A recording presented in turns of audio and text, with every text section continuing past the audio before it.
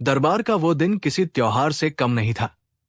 तंबू तंबू से झांकती धूप, महल की दीवारों पर उभरती सुनहरी चमक और बाजे की मध्यम गूंज, सब कुछ कुछ अलग ही सजीला लग रहा था। अकबर का दरबार हमेशा लोगों से भरा रहता था, पर आज कुछ ऐसा आया कि जो देखने वाला भौहें चढ़ाने पर मजबूर हो गया। दरबार में 5 सुंदरी आई। पाजिब की झंकार, काजल सी काली आंखें, गालों पर हल्की सी गुलाबी छटा, और उनकी चाल में एक अलग ही इशारा था, जैसे कोई राज छिपा हो। लोगों की जुबानें फटफट कर बातें करने लगी। यहीं से शुरू हुई वो कहानी जिसे बाद में हर कोई अलग अलग अंदाज में सुनाता रहा। सपत नेपाल की एक छोटी सी पगडंडी से ये पांचों आई थी। एक छोटे से नगर से जिन्हें लोग सप्तकला कहते थे, कलाकारों का एक समूह। उनका कहना था कि वे महक और संगीत लेकर आए हैं और सम्राट के दरबार में नाच गाने को आए हैं। अकबर ने हंसते हुए कहा कि संगीत और कला की कदर सबको करनी चाहिए, और दरबार में उनका स्वागत हुआ। पर अकबर के दरबार में कला अक्सर बस मनोरंजन ही नहीं होती थी। कला के पीछे कई बार सच्चाइयों की परतें छिपी रहती थी, और आज ये कला किसी गहरे राज का मुखौटा लेकर आई हुई थी। सबसे मुखिया सी दिखने वाली सुंदरी का नाम था रत्नमाला। उसके गहनों की खनक में ऐसा कुछ था जो सुनने वाले को भीतर तक खींच लेता। दूसरे का नाम मधुवंती, तीसरी सुरभि, चौथी मोनिका और 5वीं, जिसे देखकर कई दरबारी अचरज में पड़ गए, उसका नाम था हरिणी। हरिणी की आंखों में कुछ अलग था। उस मैया का एक तेज था जो लड़कियों की कोमल आंखों में शायद ही होता। उस तेज के पीछे कुछ अनकहा झलकता था, संकल्प, छिपी हुई बेचैनी और किसी मकसद की गंभीरता। लोग उसे भी एक खूबसूरत नारी समझकर पलके बिछा रहे थे, पर कोई अनायास ही उसे दरबारियों की निगाहों से अलग देख रहा था। बीरबल। बीरबल की सूझबूझ और नजरें अक्सर ऐसे मामलों में सच पकड़ लेती थी जहां किताबी दलीलें फिसल जाती थी। उसने देखा कि हरिणी की चाल में कुछ असमंजस की झलक है, मानो कोई लड़का लड़की की वेशभूषा में नजर आ रहा हो पर बहादुरी से उसे छुपा रहा हो। पहले दिन का कार्यक्रम भव्य रहा। 5 सुंदरियों ने नृत्य किया, गीतों ने दिलों को छू लिया, और अकबर के चेहरे पर संतोष की मुस्कान आ गई। सम्राट ने उन्हें सोने चांदी के उपहार दिए, और जनता भी तालियों की गड़गड़ाहट में मग्न थी। पर रात के खाने के दौरान महल के गलियारों में एक झीनी सी अफवाह फैली। किसी ने कहा कि हरिणी की आवाज में कुछ नॉर्मल नहीं है। कोई उच्च स्वर अचानक गूंज उठा तो कोई कहे कि उसकी हंसी में किसी पुराने दर्द की झलक है।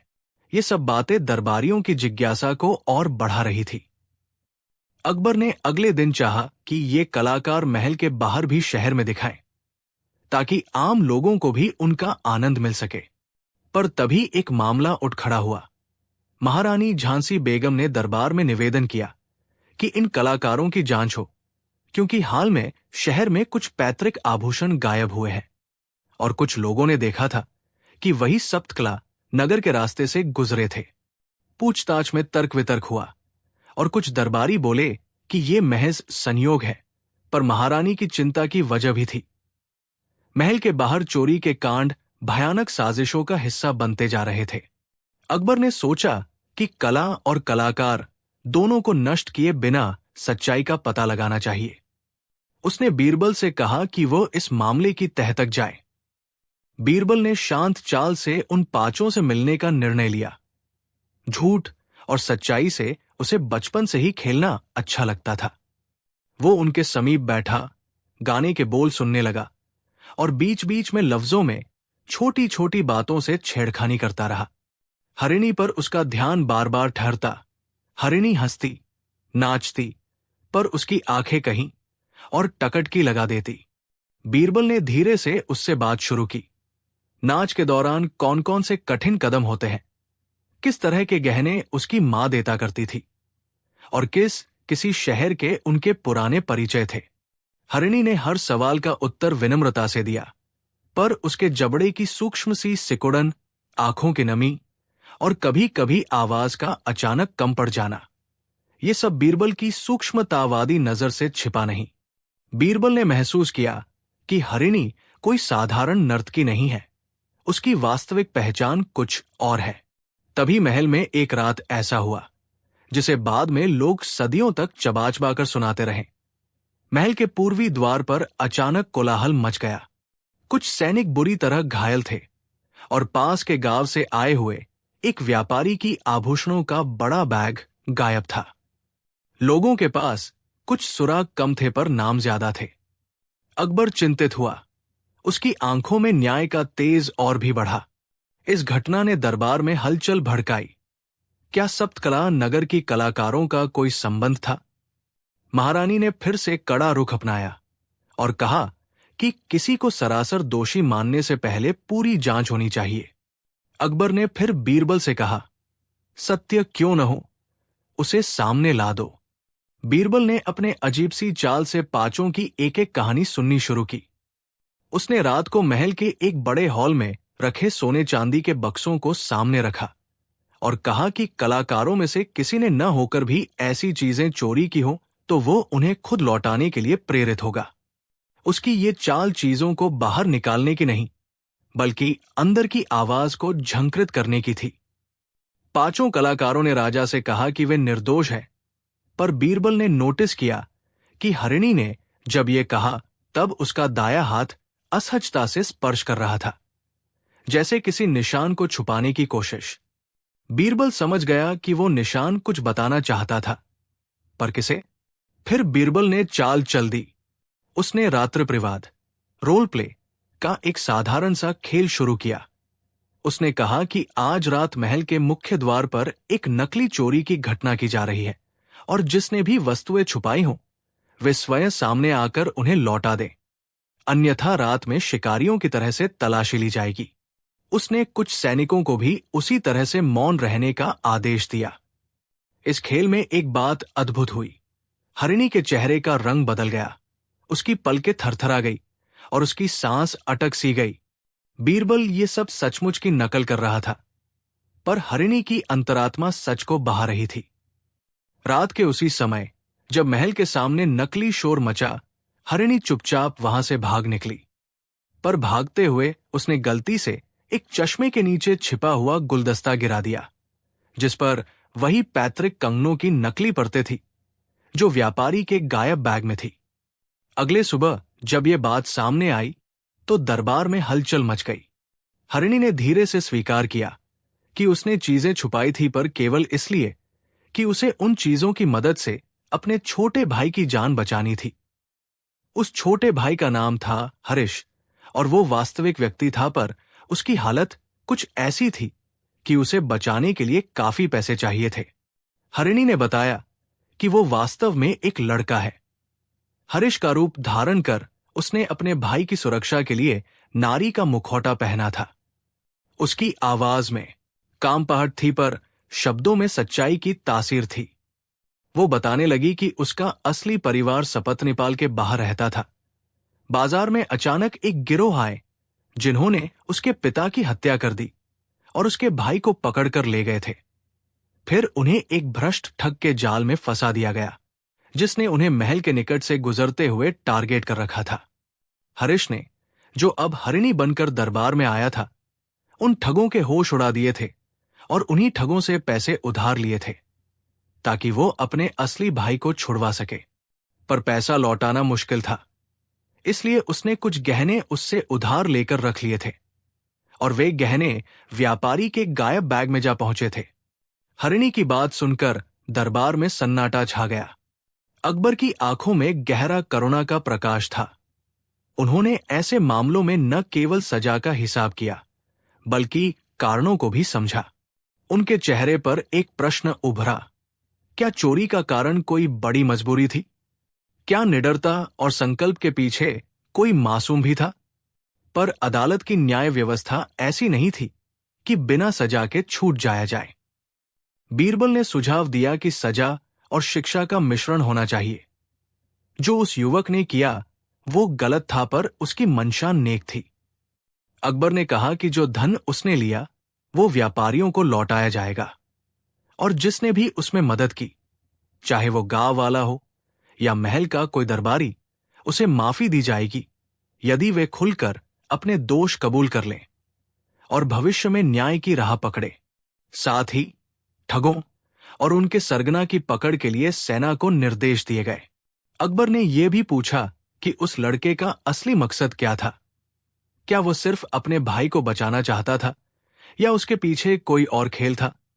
हरिणी के आंसू बह निकले और उसने कहा कि उसका भाई नन्हा था, मासूम था और बर्बाद हो जाने के डर से उसने सब किया। यहां पर कहानी ने एक मोड़ लिया। हरिणी बस एक अनाथ या गरीब युवा नहीं थी। वो गुपचुप तरीके से दरबार के बाहर एक पुरानी गहरी राजनीतिक साजिश के बीच फंसा हुआ था। हरिणी का असली नाम हरीश था और उसने लड़कपन में महल के पास पाया जाने वाला एक पुराना गुप्त संदेश देखा था।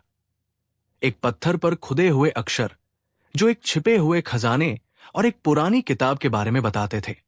उस किताब में उस शहर की सामंतवाद और भ्रष्टाचार की कहानियां थी जो कई शक्तियों के लिए खतरनाक थी। हरीश का पिता एक उस किताब के रहस्य पर काम कर रहा था और मरते वक्त उसने अपने बेटे के पास वही संकेत छोड़े। बेटा उसे बचाने के लिए सब कुछ करेगा। हरीश ने सोचा कि महल में आकर वो सही लोग ढूंढ लेगा, पर जब सामना हुआ तो खुद नाच गाने की वेशभूषा में छुपना ही समझा। इस खुलासे ने मामले की गंभीरता बढ़ा दी। क्या सचमुच महल के आसपास एक पुराना राज दबा हुआ था जिसे कुछ लोग छुपाकर रखना चाहते थे? अकबर ने बीरबल से कहा कि वो इस पुरानी किताब और संकेत का पता लगाए।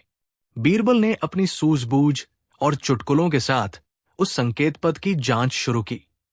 उसने हरीश से बात की, उसकी पुरानी यादों को टटोल कर देखा और पाया कि उस पत्थर पर उतरी हुई लकीरें महज शब्द नहीं थी, बल्कि एक नक्शे की दिशा थी।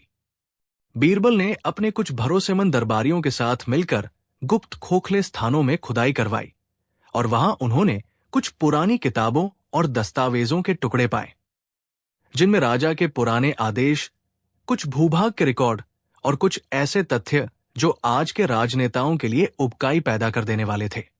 इन दस्तावेजों में कुछ नाम ऐसे थे जो वर्तमान वंश पर प्रश्न उठा सकते थे।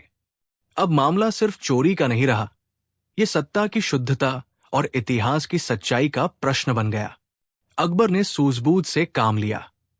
उसने घोषणा की कि जो भी दस्तावेजों का दुरुपयोग करना चाहेगा उसे समाज और कानून दोनों का सामना करना पड़ेगा। साथ ही उन्होंने उन दस्तावेजों की एक कौमी यूनिटी के अधिकार में सुरक्षा का आदेश दिया ताकि किसी भी प्रकार की साजिश से उन्हें निकाला जा सके। लोगों ने देखा कि अकबर की न्यायप्रियता और मृदुता दोनों कितनी बड़ी चीजें हैं। वो दंड देते थे पर कारण जानकर। उसने हरीश को बुलाया और कहा, तुमने जो किया वो गलत था, पर तुम्हारी मंशा ने तुम्हें दोषमुक्त नहीं बनाया। अब तुम अपने भाई को सुरक्षित रख सको तो ये तुम्हारे कर्म का परीक्षण होगा। हरीश ने कपोल कल्पित आंसू बहाए और कहा कि वो अब देश और समाज के हित के लिए सच का साथ देगा। अकबर ने फैसला किया कि हरीश को महल में रहकर पढ़ाया जाएगा।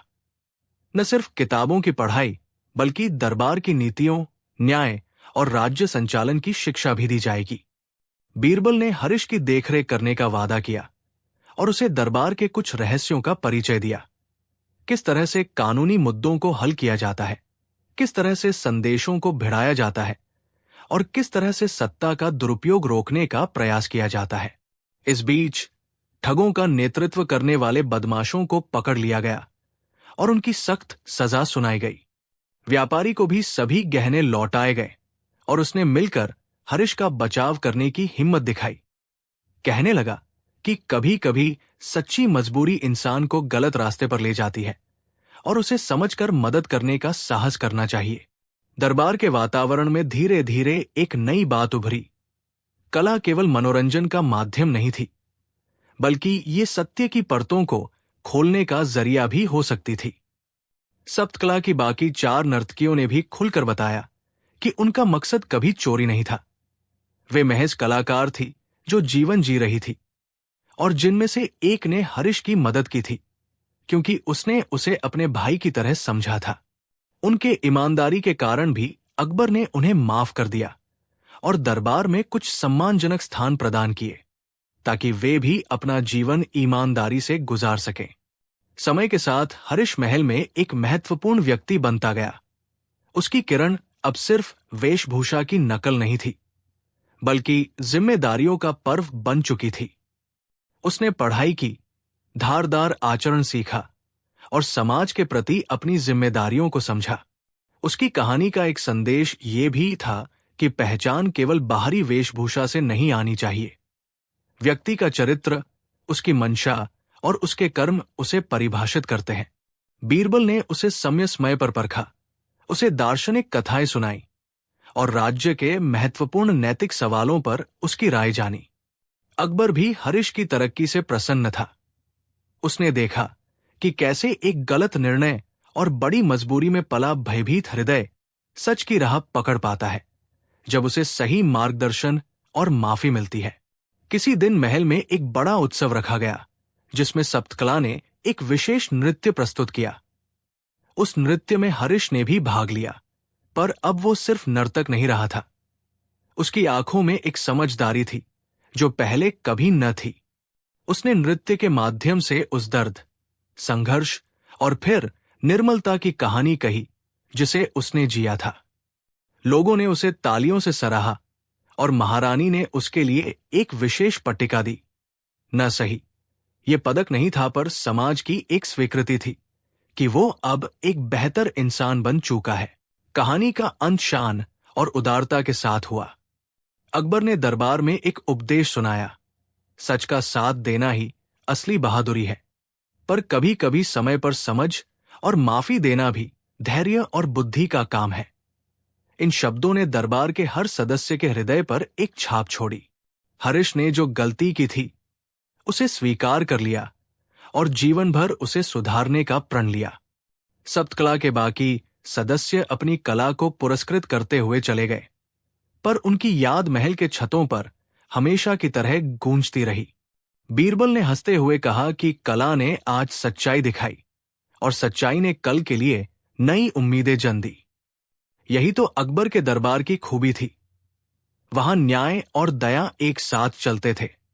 आज भी जब कोई बतलाता है कि 5 सुंदरी आई और एक निकला लड़का, तो लोग मुस्कुराकर कहते हैं, ये केवल एक कहानी नहीं, ये सीख है कि इंसान की असली पहचान उसके कर्मों से बनती है और समाज की ताकत उसकी मंशा को समझने और सुधारने में है। दरबार का वो दिन अलग ही नजर आ रहा था। हवा में हल्की सी ठंडक थी। महल के चबूतरे पर सूरज की किरणें सोने सी फैल रही थी और औरंगाबाद के इत्र जैसी महक दरबारियों के कपड़ों में पड़ी हुई थी। अकबर का सिंहासन चमक रहा था, पर उस दिन सम्राट के चेहरे पर कोई तरह का गंभीर विचार भी था। शायद बीरबल की आने वाली कोई नई हरकत उसे खिंच रही थी। बीरबल के लिए दरबार किसी रंगमंच की तरह था, जहां शब्द उसकी तलवार और बुद्धि उसका कवच होता। आज उसने कुछ अलग करने का मन बनाया था। उसने अकबर से पूछा कि क्या वह उसे 10 सबसे कठिन सवाल पूछने की अनुमति देगा। दरबार में हल्की सी हंसी फूटी। कुछ लोगों ने सोचा कि बीरबल फिर कोई परिहास करने वाला है, पर अकबर की आंखों में जिज्ञासा की चमक थी। उसने बीरबल की बात मंजूर कर ली और दरबारियों से कहा कि वे शांत बैठें और सुने। आज वे 10 ऐसे सवाल सुनेंगे जिनका सामना शायद हर ज्ञानी कर सके, पर जिनके उत्तर में जनता और न्याय दोनों की परतें होंगी। बीरबल ने नीले कपड़े की आस्तीन पर हाथ फेरते हुए कहा, जब महाराज चाहें तो मैं प्रश्न रख दूं। उसने पहले सवाल से जहान के दरवाजे खोले। प्रश्न ऐसा कि सुनने वालों की सांस कुछ देर के लिए थम सी गई। न्याय क्या है और क्या हमेशा दंड सत्य की जड़ है? अकबर के चेहरे पर विचार की परतें थपथपा उठीं। उसने कहा कि न्याय का अर्थ केवल कड़े दंड से नहीं, परंतु सही और गलत का संतुलन बनाना है। पर बीरबल ने मुस्कुराते हुए कहा कि वह केवल सिद्धांत नहीं, पर व्यवस्था की कसौटी पर पूछ रहा है। जब किसी वृद्ध किसान को भूखे, बचपन के कारण चोरी करते पकड़ा जाए, तब क्या दंड ही न्याय है? अकबर ने कुछ देर सोचा और कहा कि न्याय में दया और दंड दोनों का मेल चाहिए। परंतु ये कहना सरल है, लागू करना कठिन। बीरबल का चेहरा गंभीर हुआ और उसने कहा कि यही पहला कठिन सवाल है, क्योंकि जब न्याय के लिए दया भी होना चाहिए तो किस सीमा तक? क्या दया अपराध को बढ़ावा नहीं देती? दरबार में एक ठंडी चुप्पी छा गई। कुछ दरबारी जो बड़े कानूनी दावे करते थे वे बेचैन हो उठे, पर बीरबल ने आगे बढ़ते हुए कहा कि एक न्यायप्रिय राजा वह है जो कारण के साथ परिणाम भी जोड़े, और यही हमारे अगले सवाल की प्रकृति होगी। बीरबल ने फिर दूसरा सवाल रखा, सत्ता और नैतिकता किसे मंजूरी देनी चाहिए जब दोनों के बीच टकराहट हो? अकबर ने पलटकर बीरबल को देखा। यह प्रश्न दरबार की गंदी धूल को उछाल रहा था। अकबर ने याद किया उन समयों को जब राज्य के हित में उसने कठोर फैसले लिए पर कई निर्दोष दुखी हुए। परंतु बीरबल ने पूछा कि क्या सत्ता का भयभीत होना नैतिकता को लागू कर सकता है, या नैतिकता ही सत्ता को सीमित कर सकती है? अकबर ने सोचा कि शासन की नीति में न तो अंधाधुंध नैतिकतावाद संभव है और न ही केवल सत्ता की ताकत, बीच की राह यानी विवेकहीन शक्ति नहीं, पर विवेकपूर्ण नीति बनी रहनी चाहिए। बीरबल ने इस उत्तर पर सर हिलाया, पर उसने दरबार में उपस्थित किसी भी मंत्री की आंखों में झलकती असहजता को नोट किया। कुछ तो सीधे साधे कारणों से अपनी चुप्पी में असमंजस छुपा रहे थे। बीरबल जानता था कि सवाल पूछने का अर्थ केवल विचार करना नहीं, पर लोगों के चेहरे पर मौजूद कथन और अनकहा सच उभारना भी है। उसने तीसरा सवाल पूछा, सच की कीमत क्या है और क्या हमेशा सच बताना ही श्रेष्ठ है? ये सवाल सुनकर कुछ दरबारी मुस्कुरा उठे। किसे नहीं पता कि बीरबल ही वो है जो राजा को सच कहता है। पर बीरबल ने आगे जोड़ दिया कि कभी कभी सच किसी की जान बचा लेता है और कभी कभी पूरा राज्य जला सकता है। अकबर ने अपनी हाहाकार भरी स्मृतियों का जिक्र किया। वे राज जो समय पर बताए गए न होते तो कितने घातक हो सकते थे। पर बीरबल ने कहा कि वही राज जो दिखने में छोटा लगता है कई बार बड़े निर्णयों के बीज होते हैं। उसने एक छोटी सी कथा सुनाई। किसी गांव के दो भाइयों की लड़ाई का जिक्र कर अकबर को याद दिलाया कि किस तरह छोटी सी सच्चाई ने बड़े रिश्ते तोड़े और किस तरह छिपा हुआ सच परिवार को बचा लिया। अकबर ने उत्तर दिया कि सत्य की आवश्यकता है, पर उसकी प्रस्तुति और स्थान भी महत्वपूर्ण है। सत्य को ऐसे समय और ऐसे तरीके से कहना चाहिए जिससे वो सुरक्षा और शांति दोनों का कारण बने। बीरबल ने चौथा सवाल उठाया, भय और प्रेम किसे प्रेरक शक्ति माना जाए? ये प्रश्न दरबार को अंतर्मन तक झकझोर गया। बीरबल ने कहा कि भय से समय पर आदेश मान लिए जाते हैं, पर प्रेम से लोग स्वेच्छा से उन्हीं आदेशों का पालन करते हैं और अपने भीतर से अधिकार और आदर्श को अपनाते हैं। अकबर ने मुस्कुराते हुए कहा कि कभी कभी युद्ध में भय ही रक्षा का आधार बनता है, पर शांति में प्रेम ही स्थिरता देता है। उसने बीरबल को बताया कि उसने अनेक बार दोनों उपकरणों का प्रयोग किया है, कभी कठोर सुविधाओं के साथ भय, कभी उदार नीति के साथ प्रेम।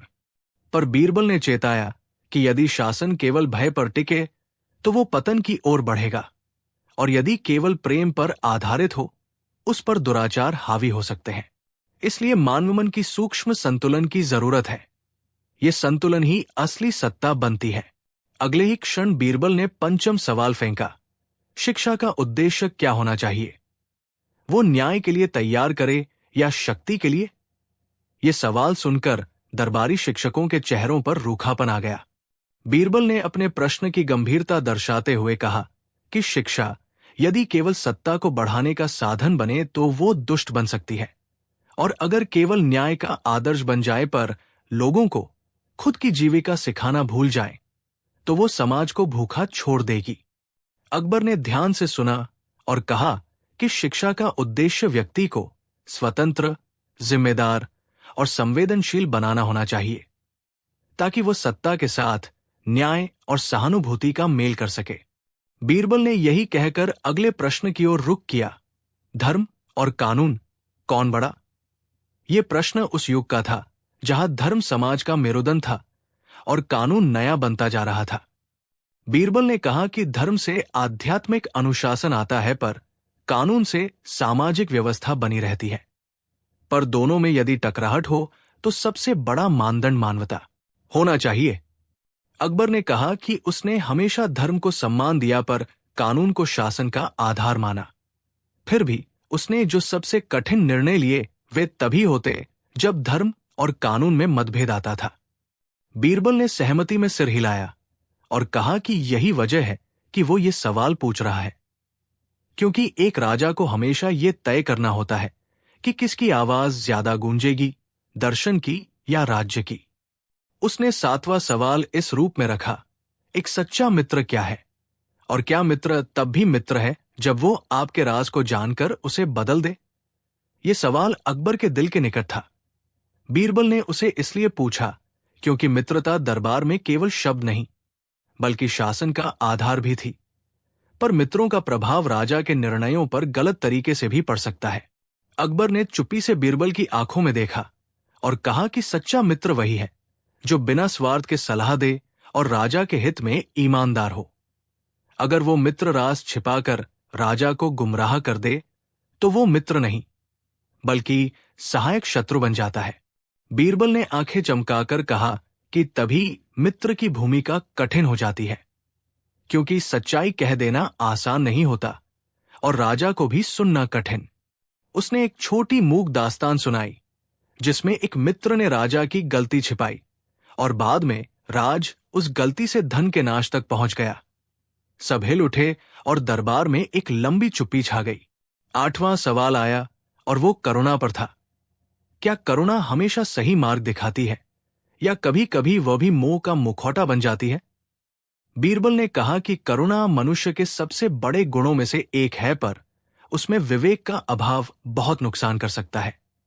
कभी कभी करुणा किसी को बचाने के बजाय अन्याय को बढ़ाती है। अकबर ने याद किया कि उसने कितनी बार करुणा के कारण निर्णय लिए पर पछताया भी। कई बार करुणा ने पराधीनता और कमजोरी को जन्म दिया। उसने कहा कि करुणा के साथ समझ और नीति की आवश्यकता है। बीरबल ने इसी तार्किक प्रवाह में 9वां प्रश्न पूछा, परिवर्तन का स्वागत कब करना चाहिए और कब रोकना चाहिए? ये सवाल उस समय महत्व रखता था जब साम्राज्य में नए विचार और उपकरण आ रहे थे। कुछ बदलाव लाभ पहुंचाते थे और कुछ सामाजिक अव्यवस्था। बीरबल ने कहा कि परिवर्तन अवश्य चाहिए, पर वो तभी स्थायी होगा जब वो जनता की भलाई और उसकी संस्कृति का सम्मान करे। अनियंत्रित परिवर्तन हिंसा और विद्रोह को जन्म दे सकते हैं। अकबर ने कहा कि उसने ऐसे समय में परिवर्तन को तब लागू किया जब वो लोगों के रोजमर्रा के जीवन को बेहतर कर सके, और उसने परंपरा का भी सम्मान रखा। परंतु उसने भी स्वीकार किया कि कुछ बड़े नेताओं ने बदलाव को जल्दबाजी में ला दिया और परिणाम भयानक रहे। अंततः बीरबल ने 10वां और शायद सबसे कठिन प्रश्न पूछा, मृत्यु के सामने मानव को क्या घोषणा करनी चाहिए, सच, प्रेम या शांति? ये प्रश्न इतनी गहराई से जुड़ा हुआ था कि दरबार की हवा मानो ठहर गई। किसी ने सोचा कि बीरबल अंतिम परीक्षा ले रहा है। क्या राजा उस क्षण में मानवता का चेहरा दिखा सकेगा?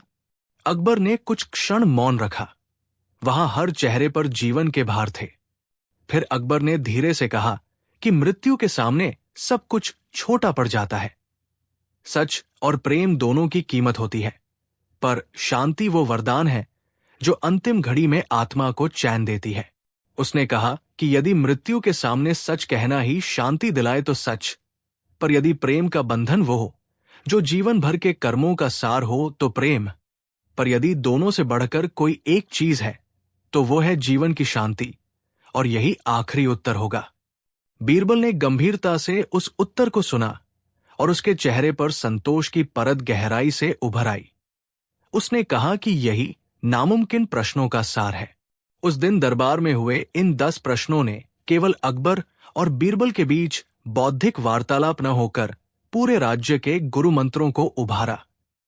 लोगों ने समझा कि शासन केवल आदेशों का संग्रह नहीं, पर मानवीय मूल्यों का भी प्रतिबिंब है। पर कहानी यही खत्म नहीं हुई। इन सवालों के परिणाम धीरे धीरे महल के फैसलों में दिखाई देने लगे। अकबर ने अपने कुछ नीतिगत फैसलों को फिर से परखा।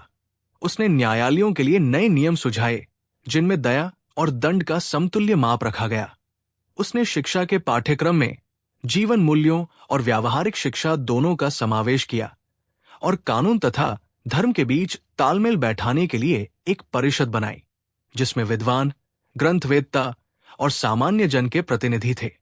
बीरबल की बातों ने दरबारियों को भी झकझोर कर रख दिया। कुछ मंत्री जो केवल सत्ता की चमक में खोए थे, उन्होंने सोचा और अपने निर्णयों को नरम करने का प्रण लिया।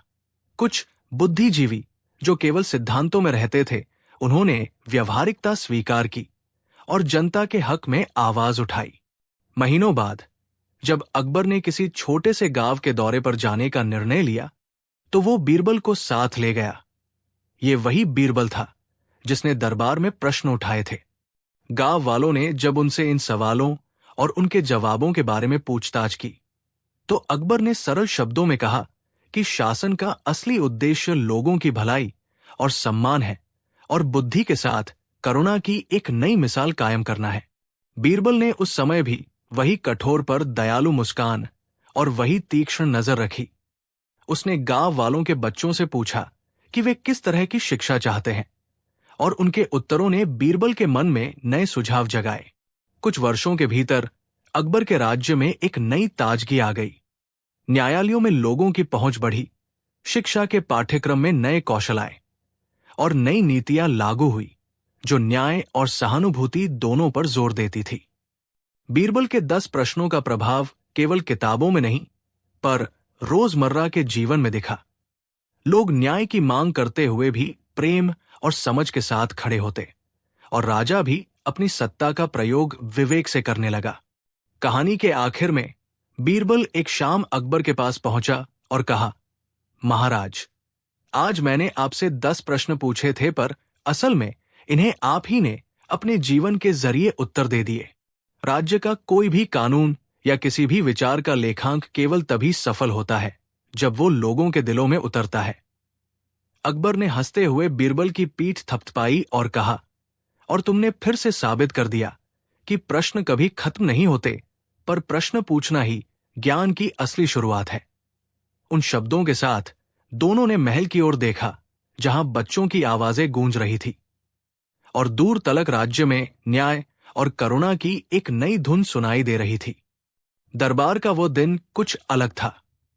हवा में एक अचरज सा सन्नाटा था, मानो महल की दीवारें भी किसी नए सवाल का इंतजार कर रही हों।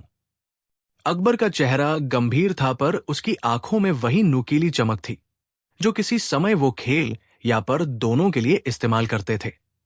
बीरबल अपनी साधारण मुस्कान के साथ आया, पर आज उसकी चाल में थोड़ी सी अस्थिरता थी। शायद उसे भी आभास था कि आज कुछ ऐसा होने जा रहा है जो सामान्य बहसों से परे होगा। दरबार में बैठे लोग, मंत्रियों की सरहदें, सैनिकों की स्याही से लिखी हुई शान, सब कुछ उससे जुड़ा हुआ प्रतीत हो रहा था।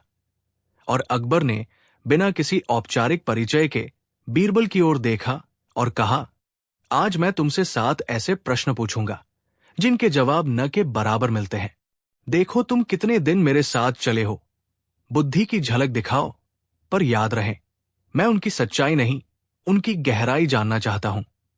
बीरबल ने हंसते हुए कहा कि महाराज, मैं वही करूंगा जो आप कहेंगे, पर अंदर ही अंदर उसके मन में एक हल्की बेचैनी ने जन्म लिया, क्योंकि बीरबल भी जानता था कि कुछ सवाल होते हैं जिनका जवाब केवल शब्द नहीं दे पाते।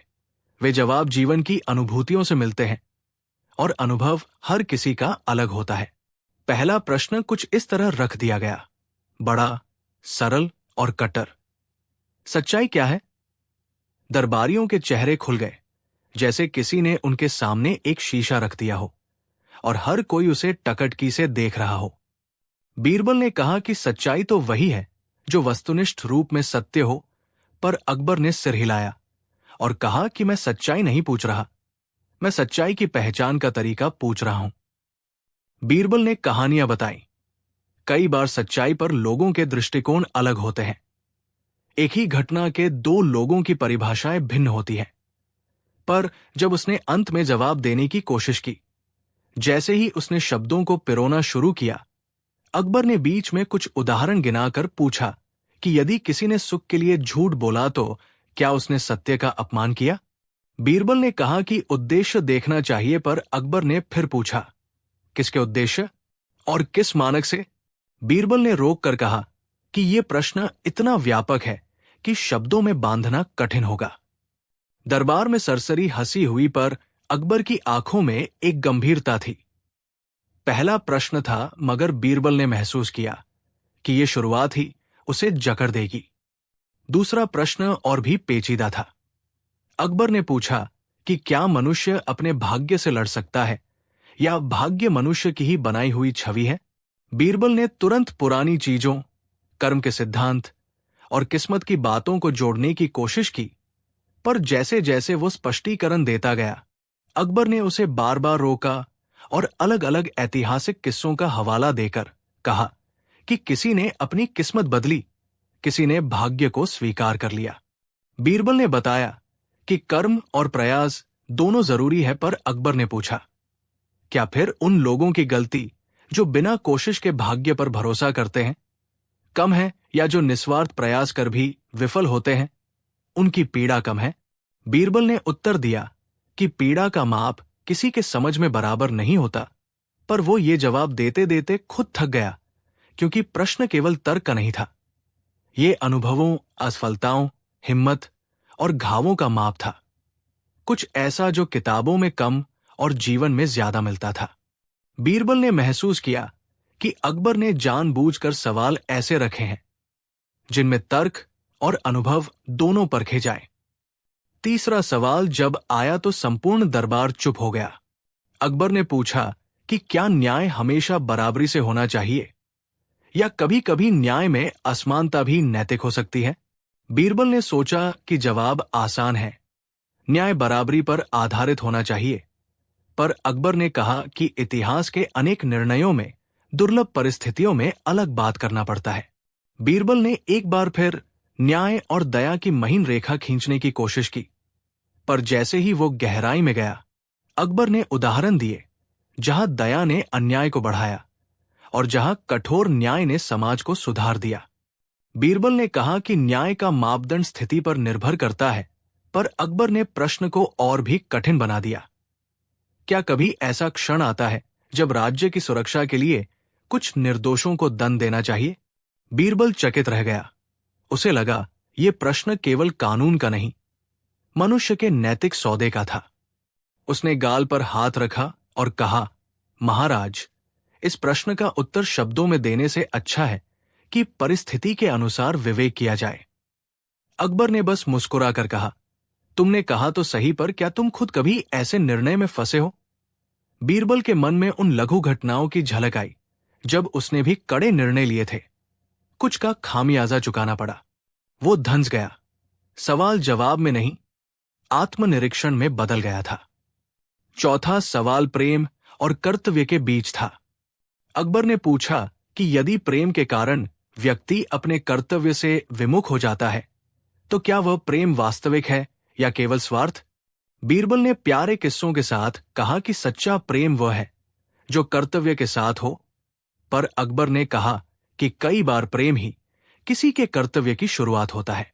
बीरबल ने अपनी चतुराइयों से कुछ उदाहरण दिए, पर अंततः वो कहना चाहा कि प्रेम के रंग इतने जटिल हैं कि उन्हें किसी एक कैटेगरी में बांधना संभव नहीं।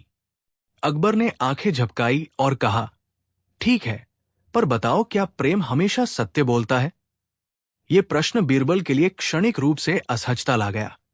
कभी कभी लोग प्यार में झूठ बोलते हैं ताकि चादर टूटी न जाए। क्या वो प्रेम का दोष है या मानता का? बीरबल ने कहा कि प्रेम में भी विवेक की जरूरत होती है, पर शब्दों से वो उस तितली को पकड़ नहीं पाया जो प्रेम की परिभाषा पर उड़ रही थी। पांचवा सवाल इतिहास और स्मृति के बारे में था। अकबर ने पूछा कि क्या इतिहास केवल विजेताओं का लिखा हुआ सच है या वहां भी कई असत्यताएं और चुपियां मौजूद हैं? बीरबल ने हंसते हुए कहा कि इतिहास नाइयों की तरह होता है।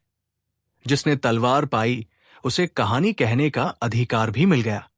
पर अकबर ने कहा कि इतिहास में छिपे हुए दर्द, उन आवाजों का क्या जिन्हें कभी दर्ज नहीं किया गया?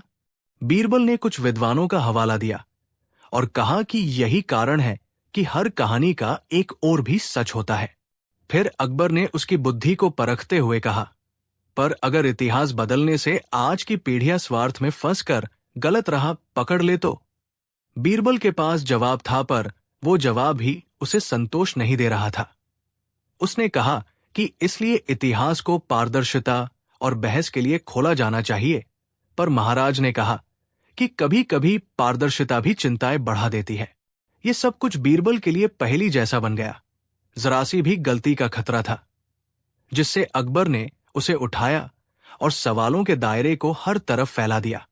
छठा सवाल भविष्य के चुनाव और नीतियों के बारे में था।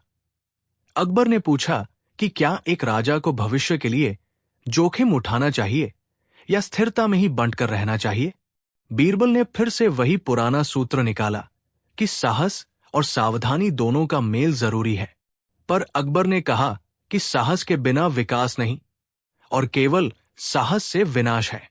बीरबल ने कहा कि अच्छे नेता वही होते हैं जो जोखिम के साथ सुरक्षा की गारंटी भी लेते हैं। पर अकबर ने पूछा, और यदि जोखिम लेने का असर असमय निकले? बीरबल की जुबान थम गई। विचारों में वो खुद को देख रहा था कि कई बार उसने बड़े फैसले सुझाए और कुछ पराजित हुए। वो महसूस कर रहा था कि इस प्रश्न का जवाब केवल शब्दों से नहीं मिल सकता, बल्कि भविष्य के प्रयोगों और परिणामों से आना चाहिए। सवाल ने उसके अंदर के संशय को जगाया और उसे एहसास हुआ कि किसी भी नीति का सही गलत होना समय पर भी निर्भर करता है। आखिरी और सातवां प्रश्न सबसे व्यक्तिगत था। अकबर ने धीरे से कहा कि यदि तुम्हें किसी एक चीज का साथ चुनना पड़े, सत्य, दया, शक्ति या प्रेम, तो तुम किसे चुनोगे? बीरबल के चेहरे पर पहली बार भय का आभास हुआ। न सिर्फ दरबार की उपस्थिति, बल्कि उसके अपने भीतर की अनिश्चितताएं उभर आई। बीरबल ने हंसकर कहा कि यह प्रश्न इतना सरल नहीं, पर उसने प्रयास किया। उसने सत्य का महत्व बताया, दया की महिमा गाई, शक्ति के उपयोग पर विचार किया और प्रेम की शक्ति का गुणगान किया। पर अकबर ने एक एक करके उन सबको चुनौती दी। अगर सत्य से अपनों का नाश हो, क्या फिर भी सत्य अपनाओगे? अगर दया से अन्याय बढ़े, क्या दया बरकरार रखोगे? यदि शक्ति से अनुशासन आए और प्रेम के बिना समाज मजबूत रहे, क्या वो स्वीकार है? और प्रेम, यदि प्रेम व्यक्तिगत भलाई तक सीमित रहे और राज्य का पतन हो, तो क्या प्रेम सर्वोपरि है? हर सवाल के साथ बीरबल की बातों का आधार हिलता गया। उसका मन अपने आप से लड़ने लगा। कभी कभी वो किसी एक मूल्य की बात करता, पर अकबर के भावों ने उसे हर विकल्प के नकारात्मक पहलू दिखा दिए। कुछ समय के लिए ऐसे लगा कि बीरबल के पास वास्तव में कोई निर्णायक उत्तर नहीं है। वो हर बार एक नए उदाहरण के सहारे अपना उत्तर बदलता रहा और अंत में उसने हाथ उठाकर कहा कि शायद किसी एक चीज का चुनाव करना मूर्खता होगी, क्योंकि जीवन की स्थितियां बहुआयामी होती है। अकबर ने मुस्कुरा के कहा, तुमने सही कहा, पर क्या इसलिए तुम जवाब नहीं दे सकते? बीरबल ने चुप्पी भंग कर कहा कि उस पल उसने महसूस किया कि कुछ प्रश्न ऐसे होते हैं जिनका सही उत्तर नहीं होता। उनके उत्तर परिस्थितियों, समय और व्यक्ति के दृष्टिकोण से बदलते हैं। उसने कहा कि ज्ञान ये नहीं कि सभी सवालों के स्थायी उत्तर हों, बल्कि ये समझ कि कब कौन सा मूल्य भारी पड़ेगा। दरबार में कुछ देर के लिए सन्नाटा छा गया। अकबर ने अपनी आंखें बंद कर ली और फिर धीरे से बोला, मैं जानता था कि तुम मुझे ये नहीं कहोगे, क्योंकि तुम बुद्धि के पंख हो, पर पंखों के साथ वह भी आता है कि वे उड़ान भरते हुए दिशा बदलते हैं। उसने कहा कि वो इन सातों प्रश्नों को इसलिए पूछ रहा था ताकि न केवल बीरबल बल्कि पूरा दरबार ये समझे कि शासन, नीति और जीवन केवल नियमों का संग्रह नहीं है, वे अनुभव, त्रुटि और क्षमाशीलता का मेल भी है। बीरबल ने महसूस किया कि असफलता की वो अनुभूति असल में ज्ञान की शुरुआत थी, क्योंकि हर बार जब वो जवाब नहीं दे पाया, उसने नया कुछ सीखा। अकबर ने नींद सी आंखें मिचौली करते हुए कहा कि आज जो मैंने प्रश्न पूछे वे इसलिए कठिन थे क्योंकि उनका कोई स्थायी उत्तर नहीं, पर उनका महत्व इसलिए था कि वे सोचने पर मजबूर करते हैं। समय के साथ उन सवालों के असर दरबार में दिखने लगे। बीरबल, जो हमेशा बुद्धि से सबको चकित कर देता था, अब स्वयं दिखावट से दूर रहकर पूछताछ करता।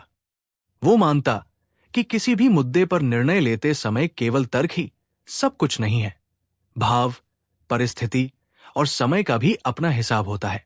उसने अकबर के सामने कई बार कहा कि यदि कभी वो कुछ न कह पाए तो उसका अर्थ ये नहीं कि वो बुद्धिहीन है, बल्कि ये कि प्रश्न इतना जटिल था कि उसे समझने के लिए और अनुभव चाहिए। अकबर ने उसे हंसकर कहा कि यही असली बुद्धि है, खुद की सीमाएं जानना और फिर भी सीखने की लालसा बरकरार रखना। कहानी की एक और विशेष बात यह थी कि उन प्रश्नों ने दरबार के जीवन को बदल दिया। विजयी सेनानी, लेखक, व्यापारी सब ने मिलकर नए तरीकों से न्याय की चर्चा शुरू की। वे अब सिर्फ जीत हार के आंकड़े नहीं देख रहे थे, बल्कि समाज के कष्ट, बच्चों की शिक्षा, विधिवत प्रक्रिया और मानवता की चिंता भी उठा रहे थे। बीरबल ने गांवों का दौरा भी शुरू किया और वहां के लोगों से पूछा कि उनके जीवन में कौन सा मूल्य सबसे महत्वपूर्ण है। उसने सुना कि कुछ के लिए सत्य सबसे बड़ा हथियार है, कुछ के लिए दया और कुछ के लिए जीवन की शांति। पर हर जवाब में यह बात स्पष्ट थी कि कोई भी एक मूल्य सार्वभौमिक नहीं हो सकता। बीरबल ने पाया कि लोगों की रोजमर्रा की जिंदगी में छोटे छोटे चुनाव होते हैं, छोटी छोटी दयाएं, कठोर निर्णय, प्रेम के छोटे संकेत, और इन्हीं में असली समाज बसता है। वर्षों बाद जब बीरबल ने स्वयं अकबर के सवालों को याद किया तो वो हंसता और कहता कि उस दिन उसने जवाब नहीं दिया था, पर वो कुछ ज्यादा बड़ा पाया, वो आत्मा की खोज। वो समझ गया कि बुद्धि केवल तर्क नहीं, संवेदना भी है, और असफल प्रश्नों ने उसे ये सिखाया कि कभी कभी अनिश्चितता स्वीकार करना ही सबसे बुद्धिमत्ता भरा कदम होता है। अकबर ने भी वही सीखा कि राजा का काम केवल प्रश्न पूछना नहीं, पर उन प्रश्नों के आधार पर समाज के लिए मार्ग बनाना है जो समय के साथ बदल सके। दोनों ने मिलकर एक नई प्रशासनिक शैली अपनाई, जहां निर्णयों में लोगों की भागीदारी, इतिहास की पारदर्शिता, शिक्षा का समावेश और प्रेम तथा दया का समन्वय रखा गया। बीरबल ने जीवन भर उन 7 सवालों को अपने पास रखा और समय समय पर नए नए दृष्टिकोण से उन्हें परखा। कभी कभी गांव में किसी बूढ़े की कहानियां सुनकर, कभी कभी किसी युवा के साहस से और कभी कभी किसी बच्चों की मासूम मुस्कान से। कहानी का सार यही रहा कि सबसे बुद्धिमान व्यक्ति वो नहीं होता जो हर सवाल का तुरंत उत्तर दे, वो होता है जो सवालों की गहराई को समझे, अपनी सीमाओं को पहचाने और फिर सीखने की इच्छा बनाए रखे। बीरबल की असमर्थता उस दिन दरबार में एक बड़ी जीत बनकर उभरी, क्योंकि उसने दिखाया कि ज्ञान का असली मार्ग प्रश्नों के जवाबों से अधिक प्रश्नों की जिज्ञासा में है। अकबर ने जब भी किसी कठिन निर्णय का सामना किया तो वो उन सवालों को याद करता और सोचता कि क्या वह सत्य का पालन कर रहा है या केवल स्वरूप की नकल कर रहा है। क्या उसके निर्णय में करुणा का समावेश है या वो केवल सत्ता के अहंकार में फंस रहा है। और बीरबल, जिसने उन कठिन प्रश्नों का तार्किक समाधान नहीं दिया था, जीवन के उन छोटे छोटे सत्यों में निर्णय लेना सीख गया। कई सालों के बाद भी जब महल की दीवारों पर धूल गिरी और नए बच्चे अकबर के दरबार की कहानियां सुनने बैठते, तो वे अक्सर पूछते, क्या बीरबल ने तब कुछ ऐसा कहा जिससे समस्याएं सुलझ गईं? बूढ़ा बीरबल हंसकर कहता, नहीं बेटा, मैंने कुछ खास उत्तर नहीं दिए, पर मैंने सीखा कि प्रश्नों की गूंज ही समाज को बदल सकती है। और लोग समझ जाते, कभी कभी बहादुरी केवल उत्तर दे देना नहीं, कभी कभी बहादुरी ये स्वीकार कर लेना होता है कि कुछ बातों को जानने के लिए अनुभव और समय चाहिए। यही वो शिक्षा थी जिसे अकबर की उस चर्चा ने दिया, सादा पर गहरा। अकबर का दरबार हमेशा किसी उत्सव जैसा लगता था, पर जिस दिन सम्राट ने महल के अंदर ही घोड़ों की दौड़ करवाने का ऐलान किया, वही दिन किसी त्योहार से भी बड़ा बन गया। हवा में सरसों के फूलों की तरह उमंग फैली थी। शहर के लोग, व्यापारी, सैनिक और विद्वान सबने सुना कि आज महल के आंगन में ऐसे घोड़े दौड़ेंगे जिनकी कहानी और रफ्तार दोनों ही कुछ अलग होंगी। अकबर ने स्वयं ये आदेश दिया कि यह प्रतियोगिता केवल प्रतियोगिता नहीं होगी, ये राज्य की विविधता, निपुणता और न्याय का भी प्रतीक होगी। घोड़े सिर्फ दौड़ेंगे नहीं, पर जीत और हार के साथ जो सबक जुड़ा होगा वो भी दरबारियों और जनता के सामने रखा जाएगा। बीरबल ने हल्का सा मुस्कुराते हुए कहा कि महाराज, जब आप चीजों को खेल के रूप में नहीं बल्कि शिक्षा के रूप में लेते हैं तो खेल भी शिक्षक बन जाते हैं। और अकबर ने वही चाहा था। दिन सुबह से ही सुनसान महल के आंगन में हलचल मची। महाराज ने आदेश दिया कि हर प्रांत से एक एक घोड़ा और उसके सवार रेंजर को बुलाया जाए। किसी को नस्ल से जानकार और किसी को गांव के मजबूत घोड़े से। कुछ घोड़े महलों की प्राचीन नस्ल के थे, कुछ पर्वतीय कठोर रेस वाले, कुछ के साथ बहादुर सवार थे जिनकी आंखों में साहस चमकता था। महल के पीछे के निकटार से बड़े बड़े तंबू लगाए गए, जहां घोड़ों की देखभाल के लिए प्रशिक्षकों और वैद्यों की टोलियां बैठी थी। शहर के बाजार से आए लोग, बच्चों की टोली और दूर दराज से आए लोग, सबकी आंखें उस मैदान पर लगी थी जहां कुछ घोड़े बार बार अपने किकों की गूंज देते थे। अकबर ने कहा कि यह दौड़ केवल गति की नहीं होगी, हर प्रतिस्पर्धी को 2-3 चुनौती भरे मार्ग पार करने होंगे। पहला मैदान में सीधा दौड़ना, दूसरा पठार का चढ़ना उतारना और तीसरा परिचालनीय बाधाओं का मार्ग। जो भी घोड़ा इन तीनों में संतुलन बनाए रखेगा वही सच्चा विजेता मान लिया जाएगा, क्योंकि राज्य चलाना भी कुछ ऐसा ही है। कभी सीधी गति से जीत मिलती है, कभी चट्टानों पर सावधानी से कदम रखने से और कभी अड़चनों के बीच संतुलन बनाए रखने से। अकबर ने स्वयं इस खेल का उद्घाटन किया। उसने आवाज उठाकर कहा कि यह दौड़ उन गुणों के लिए होगी जो अच्छे शासक में चाहिए: धैर्य, चतुराई, साहस और सहानुभूति। उसने कहा कि जितना महत्व जीत का होगा, उतना ही महत्व खेल भावना और नियमों का पालन करने का भी रहेगा।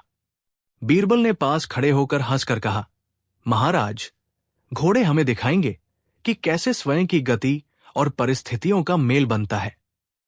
लोगों ने तालियां बजाईं और मैदान की ओर झुककर देखने लगे। दौड़ की शुरुआत में सबसे पहले मैदान तीखे धूप में चमक रहा था। पहले राउंड में हर घोड़ा अपनी पूरी ताकत दिखा रहा था। कुछ घोड़े चीता की तरह तेज दौड़ते, कुछ धीरे पर स्थिर कदम रखते हुए आगे बढ़ते। उस भीड़ में एक छोटा सा गांव का सवार था। नाम था अर्जुन, जो बड़े बड़े सवारों के बीच भी अपनी नजर से अलग दिखता था। उसका घोड़ा था किरण, जमीन पर हल्की सी चमक लिए हुए और आंखों में तेज के साथ। अर्जुन ने कभी नसीब से घोड़े नहीं सहेजे थे। उसका रहन सहन साधारण था, पर उसकी समझ घोड़े की चाल से बड़ी गहरी थी। प्रथम राउंड में उसने तेजी से जगह बनाई। दरबार के कुछ बड़े मंत्रियों ने उठकर कहा कि ग्रामीण सवार किस तरह महल के घोड़ों का सामना कर रहा है, पर बीरबल ने एक बार झट से देखा और बोला, जो घोड़ा अपने सवार को समझता है वही कठिन रास्ते पर भी साथ देता है। अकबर की आंखों में मानो खुशी की लकीरें और भी गहरी हो गई। दूसरे राउंड में मैदान बदलकर पठारों का था। चोटियां और धारे जहां घोड़े के कदम कमजोरी से गिरा सकते थे, यहां तेज घोड़े स्वयं ही असुविधा महसूस करने लगे। कुछ टूटते कदमों से पीछे हटे, कुछ ने चपलता दिखाकर आगे निकला। इस राउंड में एक और प्रतियोगी ने सबका ध्यान खींचा। कौशल में पारंगत एक स्त्री रेंजर जिसका नाम था मालती। मालती के घोड़े ने न केवल तेजी दिखाई, बल्कि चट्टानों पर ऐसे संतुलन बनाए जैसे रेत पर चल रहा हो। उसकी चाल में अनुशासन और कोमलता दोनों का मेल था। कुछ लोगों ने फुसफुसाकर कहा कि महिलाएं ऐसे खेल में कमजोर होती है, पर उसी भीड़ ने मालती की चाल देखकर अपनी सोच बदली। उसने कठिन मोड़ों पर घोड़े के कदमों को अपने हाथों से नियंत्रित किया। घोड़े का सिर अपने सिखाए इशारों से झुकता गया और वो निडरता से आगे निकली।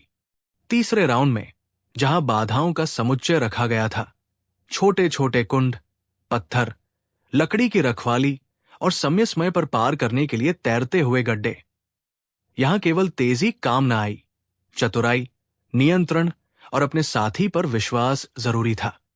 कई बड़े जवान रेंजर यहां पर असफल हुए क्योंकि उन्होंने घोड़े की थकावट और उसके मनोबल को नजरअंदाज किया। अर्जुन और मालती ने यहां एक दूसरे की सहायता भी की, क्योंकि बीच में एक लकड़ी टूट गई और कुछ घोड़े उस मोड़ पर फंस गए। अर्जुन ने एक पल में निर्णय लिया और अपने घोड़े की दिशा बदलकर उन घोड़ों को रास्ता दिया। मालती ने भी पीछे हटकर मदद की। भीड़ ने देखा कि परिस्थितियों में सहयोग का जिक्र अकबर की शिक्षा वाली बात से कितना मेल खाता है। कुछ लोग जो केवल जीत में विश्वास रखते थे, उन्होंने देखा कि कभी-कभी जीत का स्वरूप भी बदल जाता है। यहां जीत का अर्थ सहानुभूति और साथी का साथ भी हो सकता है। दौड़ के दौरान एक दरबारी, जिसका नाम था नीरज, जो महल का एक प्रभावशाली सज्जन भी था, मंच पर बैठा हुआ बार बार अपने सवार को चिल्ला रहा था कि तेज दौड़ो, किसी से बैर मत रखना। नीरज का घोड़ा दिखने में मजबूत था, पर उसकी खाने की आदतों ने उसे सुस्त बना दिया था। उसने बाधा पार करने के बजाय शक्तिशाली छलांगे भरने की कोशिश की और एक मोड़ पर घोड़े का संतुलन बिगड़ गया। घोड़ा गिर पड़ा और नीरज मुश्किल से बचा।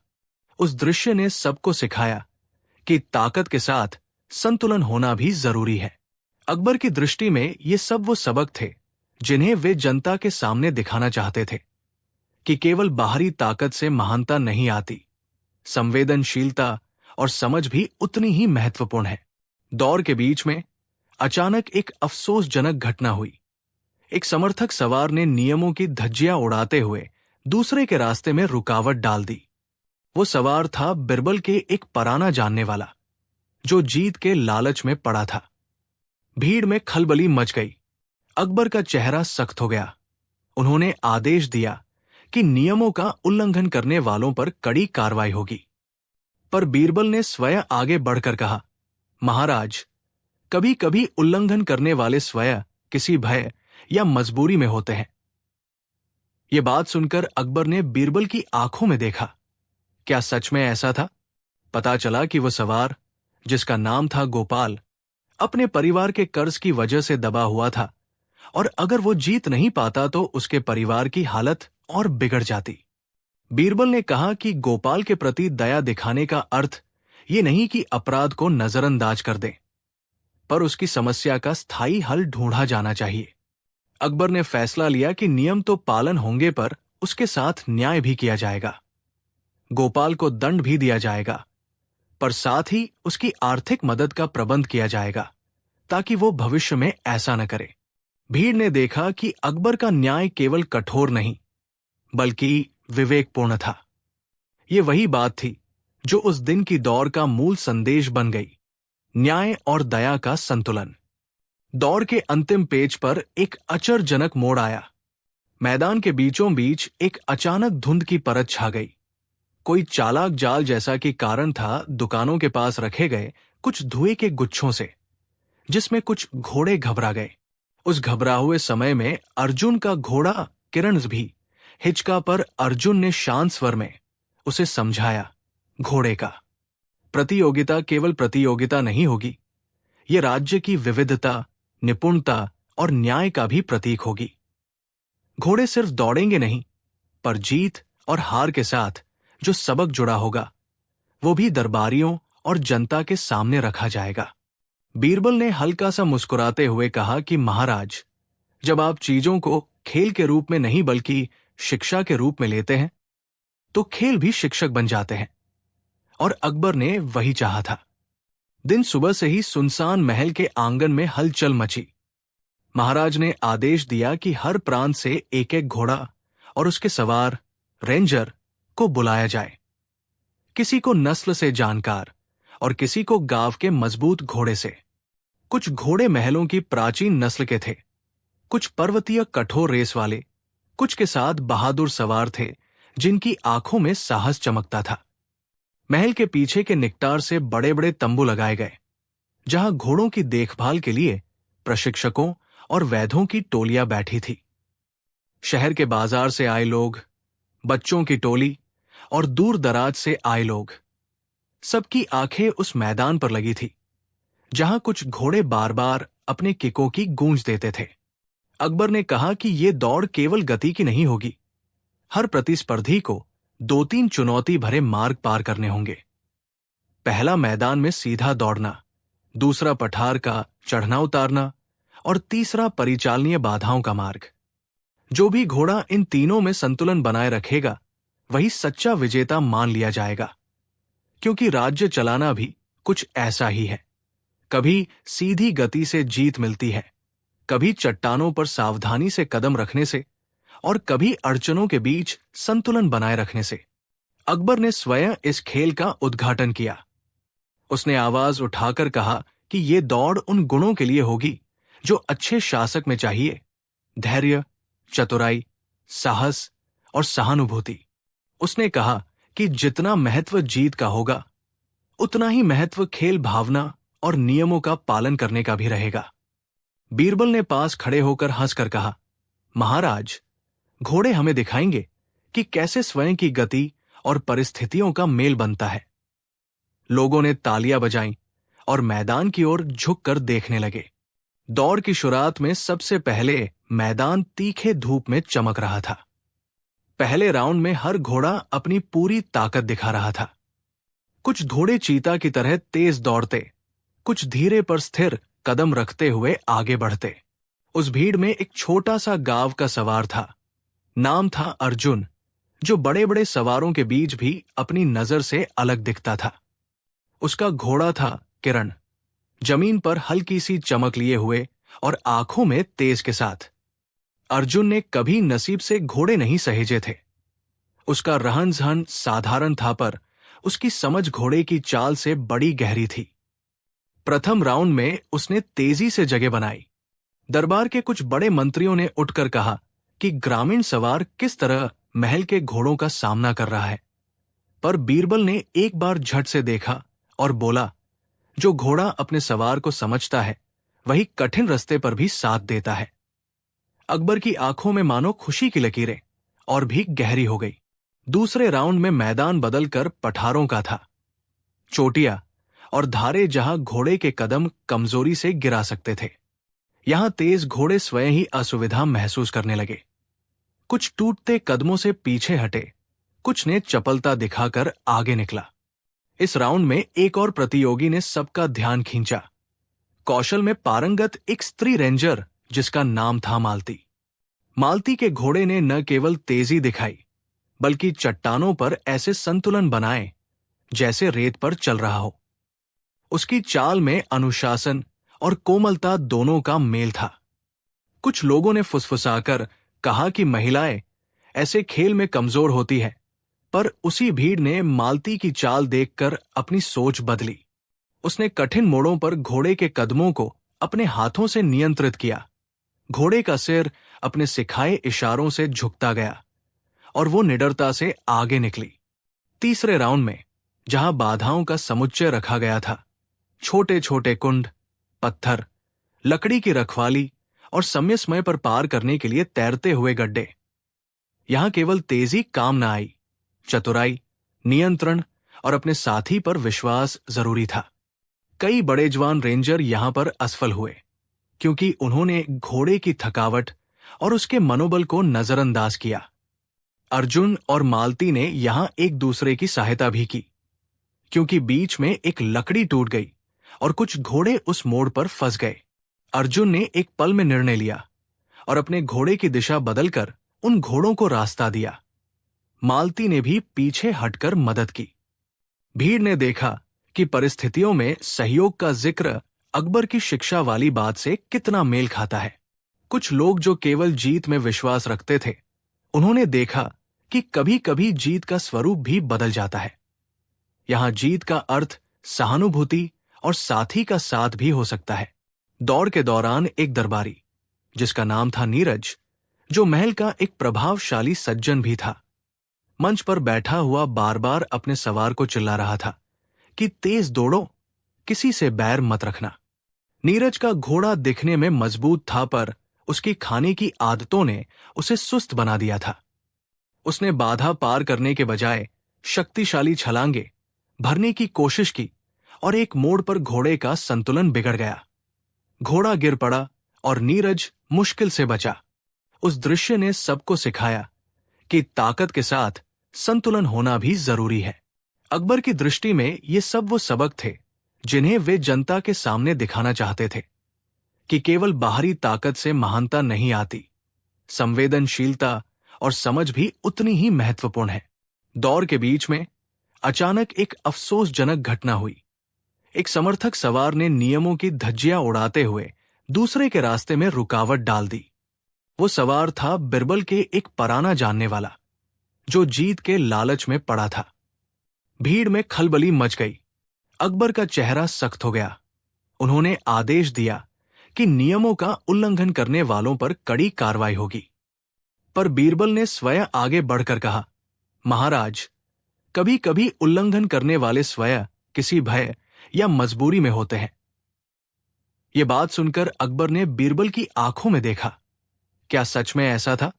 पता चला कि वह सवार, जिसका नाम था गोपाल, अपने परिवार के कर्ज की वजह से दबा हुआ था और अगर वो जीत नहीं पाता तो उसके परिवार की हालत और बिगड़ जाती। बीरबल ने कहा कि गोपाल के प्रति दया दिखाने का अर्थ ये नहीं कि अपराध को नजरअंदाज कर दें, पर उसकी समस्या का स्थायी हल ढूंढा जाना चाहिए। अकबर ने फैसला लिया कि नियम तो पालन होंगे पर उसके साथ न्याय भी किया जाएगा। गोपाल को दंड भी दिया जाएगा, पर साथ ही उसकी आर्थिक मदद का प्रबंध किया जाएगा ताकि वो भविष्य में ऐसा न करे। भीड़ ने देखा कि अकबर का न्याय केवल कठोर नहीं बल्कि विवेकपूर्ण था। ये वही बात थी जो उस दिन की दौर का मूल संदेश बन गई, न्याय और दया का संतुलन। दौर के अंतिम पेज पर एक अचरजनक मोड़ आया। मैदान के बीचों बीच एक अचानक धुंध की परत छा गई। कोई चालाक जाल जैसा कि कारण था दुकानों के पास रखे गए कुछ धुएं के गुच्छों से, जिसमें कुछ घोड़े घबरा गए। उस घबरा हुए समय में अर्जुन का घोड़ा किरणस भी हिचका, पर अर्जुन ने शांत स्वर में उसे समझाया। घोड़े का सिर सहारा मांगता हुआ उसके कंधे पर टिका और धीरे धीरे वो आगे बढ़ा। उसी समय मालती ने अपनी लालटेन उठाकर तिमिर को काटा और रास्ता दिखाया। भीड़ ने देखा कि बेवजह की अफरातफरी में किन लोगों ने अपनी सूझबूझ दिखाई और किसने आतंक में भागकर दूसरों का नुकसान किया। इस घटना ने दौर का स्वरूप बदल दिया। अब यह सिर्फ गति और चातुर्य नहीं रह गया था, मानवीय गुणों की परीक्षा बन गया था। अंततः जब विजेता का निर्णय होना था, अकबर ने स्वयं घोषणा की कि विजेता वही है जिसने केवल तेजी से नहीं पर नियमों के साथ साहस, दया और सहयोग दिखाकर मैदान को पूरा किया। यह घोषणा सुनकर कुछ लोग आश्चर्यचकित हुए। उनके मन में जीत का अर्थ केवल प्रथम आने से बंधा था। पर अकबर ने कहा कि शासन में भी वही नेता सफल होता है जो कानून का पालन कराता है पर जनता का हृदय भी जीतता है। परिणाम स्वरूप कई प्रतियोगियों को पुरस्कृत किया गया। कई को सफलता के पदक, कई को सम्मान और कुछ को सुधारात्मक सहायता मिली। अर्जुन और मालती दोनों को विशेष सम्मान दिया गया क्योंकि उन्होंने खेल में मानवीयता और निपुणता दोनों दिखाई। गोपाल को दंड मिला पर साथ ही कर्ज माफ करने और रोजगार दिलाने की व्यवस्था की गई। नीरज को सार्वजनिक तौर पर अपनी लापरवाही कबूल कर जनसमुदाय के सामने माफी मांगनी पड़ी और उसे आदेश दिया गया कि वो अगले कुछ महीनों तक घोड़ों की देखभाल को समर्पित रहे ताकि वो समझ सके कि जिम्मेदारी क्या होती है। दौड़ खत्म होने के बाद अकबर ने दरबार में एक छोटी सी सभा बुलाई जिसमें बीरबल ने भी अपनी बात रखी। बीरबल ने कहा कि घोड़े सिर्फ जानवर नहीं होते, वे मनुष्यों का आईना होते हैं। उनके कदम समाज की चाल से मिलते हैं। उसने कहा कि जो समाज चुपेपन और सहयोग को बढ़ावा देता है वही खड़ा रहता है। अकबर ने सबको ध्यान से देखा और फिर बोला कि ये आयोजन केवल मनोरंजन का नहीं था, ये शिक्षा का माध्यम था। उसने कहा कि अच्छे कानून और कठोर दंड तभी उपयोगी है जब उनके साथ दया का दायरा भी हो। कानून बिना मानवीयता के कठोर और बैरमी बन सकता है और दया बिना नियम के अराजकता को जन्म दे सकती है। भीड़ ने इस वाक्य को सुनकर गहरा सन्नाटा महसूस किया। कुछ ने सिर झुकाया, कुछ की आंखों में चमक आई और कुछ ने धर्म का पाठ पढ़ा, पर सबने जाना कि अकबर का न्याय बड़ा और व्यापक था। कई दिनों बाद अर्जुन के गांव में जब किसी ने उससे पूछा कि महल में सबसे बड़ी सीख क्या मिली, तो उसने कहा कि वहां उसने न केवल दौड़ जीती बल्कि लोगों की आत्मा की दौड़ देखी। कई लोग जीत के लिए खुद को खो देते हैं, पर कुछ लोग जीत और हार के बीच में इंसानियत नहीं छोड़ते। मालती ने बताया कि उसने दिखाया कि नारी शक्ति और समझ भी बुलंदियों पर पहुंच सकती है। उसे अब कई युवतियों ने देखकर अपने आप को प्रशिक्षित करने की ठानी। गोपाल ने अपने जीवन में सुधार करके अपने परिवार को संभाला और नीरज ने घोड़ों की देखभाल में नया जीवन पाया। अकबर के दरबार की ये घोड़ों की दौड़ महज एक आयोजन नहीं रहा, ये उन कथाओं में से एक बन गया जो गांव-गांव में सुनाई जाती है, जहां बच्चे सुनते हैं कि किस तरह एक राजा ने खेल को शिक्षा से जोड़ा और कैसे छोटी छोटी घटनाएं समाज के बड़े सबकों में बदल गई। समय के साथ उस मैदान के किनारे एक छोटा सा स्तंभ भी खड़ा किया गया, जिस पर घोड़ों की दौड़ और उसमें दिखाए गए गुणों का उल्लेख था। अकबर का नाम वहां शासक के रूप में लिखा गया था, पर सबसे ऊपर उस दिन की बात को प्रमुख रखा गया। न्याय और दया, साहस और सहानुभूति, नियम और मानवीयता। बीरबल ने एक बार कहा था कि महान राजकुमार और शासक वही है जो अपनी सत्ता का प्रयोग केवल आदेश देने के लिए न करे, बल्कि जनता की भलाई के लिए ऐसे साधन भी अपनाए जो समाज को मजबूत बनाए। और उस दिन की दौड़ उसकी एक जीवंत मिसाल बन गई। कहानी ये भी बताती है कि खेलों में छिपा वो संदेश जो राजा की समझदारी और जनता की भागीदारी से जुड़े, वो समाज को केवल मनोरंजन नहीं देता, पर उसे एक नया दृष्टिकोण भी सिखाता है। वर्षों बाद जब महल की दीवारों पर नई नई लकीरें उभर आईं, तब भी लोगों को याद रहा कि कैसे एक दिन अकबर ने घोड़ों की दौड़ के जरिए ये संदेश दिया कि शासन की असली ताकत सत्ता के लो से नहीं, बल्कि लोगों के दिलों में उतरने से आती है। अर्जुन अब एक अनुभवी सवार बन गया। मालती ने एक छोटी सी स्थापना बनाकर औरतों के घोड़ों के प्रशिक्षण का काम शुरू किया। गोपाल ने ईमानदारी से अपने जीवन को संभाला और नीरज ने घोड़ों की सेवा में अपना जीवन समर्पित कर दिया। और बीरबल, वो हमेशा की तरह मुस्कुराता रहा, कभी मंच पर, कभी भीड़ में, पर कहीं न कहीं उसकी आंखों में वो ज्ञान चमकता रहा जो उसने उस दौर से सीखा था कि शासन में न्याय और दया दोनों का समन्वय होना चाहिए, और खेल जैसे आयोजन लोगों के भीतर के अच्छे गुणों को उजागर करते हैं। कहानी का आखिरी दृश्य अकबर के उस छोटे से बगीचे का है, जहां वो अकेले बैठकर उस दिन की घटनाओं को याद करता है।